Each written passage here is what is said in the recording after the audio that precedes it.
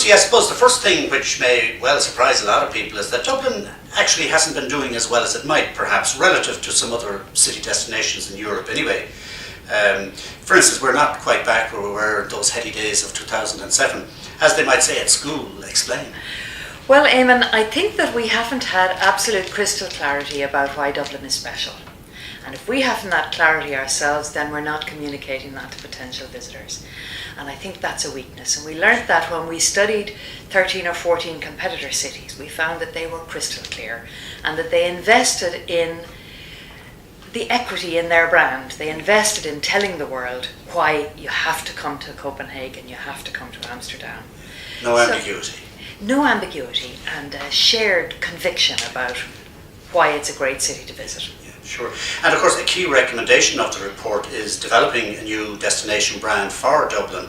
The report goes into a lot of detail on this, where it deals with what it calls Dublin's perception deficit. Tell us a little bit more about the development of the new destination brand and where we're at in terms of seeing the creative rolled out on this. Okay, well, yes, there's a perception deficit we discovered in the 4 main markets where we did the research. Just not enough awareness of Dublin, and then perhaps the awareness was a little fusty. They saw it as a bit dull. So I think we really do need to communicate the truth about Dublin. So in conjunction with many of your members in the industry, we have now driven out a new proposition about Dublin, and that says that Dublin is the vibrant capital city, that it's full of surprises, full of variety, and that its uniqueness is we're not just talking about Dublin City, we're talking about Dublin City and region and the interface of the city, buzzy, edgy city with the natural world. So we're saying that's our uniqueness. Super. And the report indeed is overwhelmingly positive, predicting that in certain circumstances an additional 2 million visitors a year to the capital, creating almost 20,000 new jobs, possibly by 2020, is possible. Now that's fairly aggressive growth rate, 7% in numbers, 9% in revenue annually. But you do say that it's contingent upon a whole lot of other things in the area of collaboration happening. Do you want to dwell a little on that? Yeah. If I could just say that I think it's a wonderful opportunity. This might be the opportunity that comes around every 15 years or every 20 years or something, where everybody has fed into this and the challenge is very clearly defined. But as you say, it's contingent on everyone pulling together, because nobody can do this alone. It's contingent on a flow of investment in, and that we're working on the assumption that those figures you quoted are based on the state continuing to make the investment that it does, and then the industry and the private sector also making a contribution. So that it would be contingent on that. And then we need to be absolutely focused on putting this proposition out into the main markets. One fine piece of work that has been done, and it built on your own ITIC report, capitalising on Dublin, fine piece of work was to do a very good market segmentation. So we have a huge opportunity. We know exactly who to go after. We know what they want, and we know they have a lot of what we want. Super.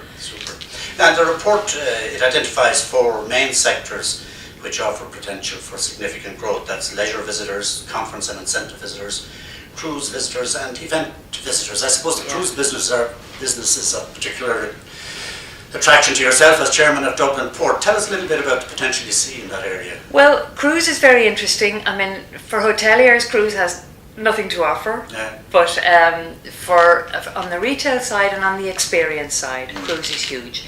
And the big opportunity in cruise is that people get a taster of the city and would want to come back, and that we give them such a time that they would want to come back.